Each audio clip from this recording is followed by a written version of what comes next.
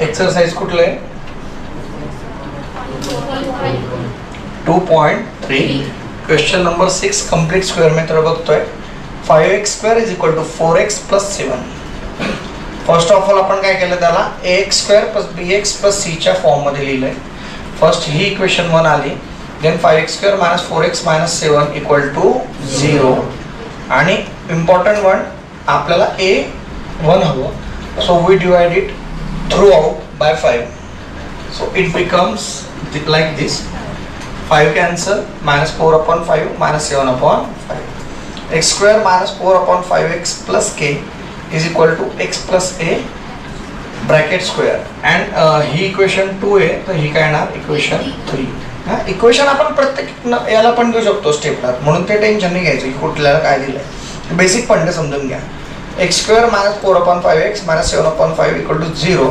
तर इथं जे व्हॅल्यू आहे ती विसरून जायची आणि तिथं लिहायचं प्लस के लिहिल्यानंतर यश x + a bracket square. So x² + 2ax + a². Compare केलं x² doesn't going to be compare. -4/5x आणि 2ax. a लेफ्ट हँड साईडला आलं तर आपल्याला थोडं बरं वाटतं, म्हणून 2ax लेफ्टला घेतलं, हे राईटला घेतलं.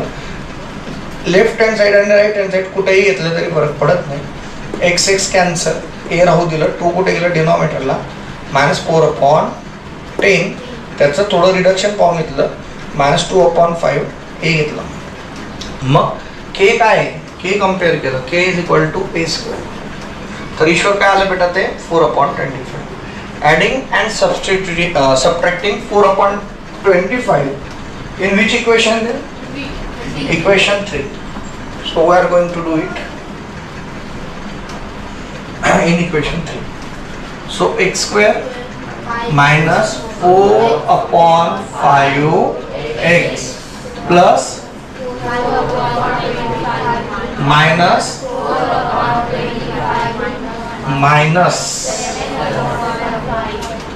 हे जे -7/5 आहे. नाव आपल्याला हे 25 हवं, म्हणून आपण ह्याच स्टेपमध्ये 5/5 ने मल्टिप्लाय केलं. 5/5 चा अर्थ असतो 1. a/a, b/b, 2/2, 5/5. आपण मेन प्रॉपर जी व्हॅल्यू आहे ती चेंज केलेली नाही. मग बघा, मग ब्रॅकेट केलंय. x² चं येणार x, हे मायनस साईन, 4 चं आलं 2 आणि 25 चं 5 आणि हे आलं ब्रॅकेट स्क्वेअर.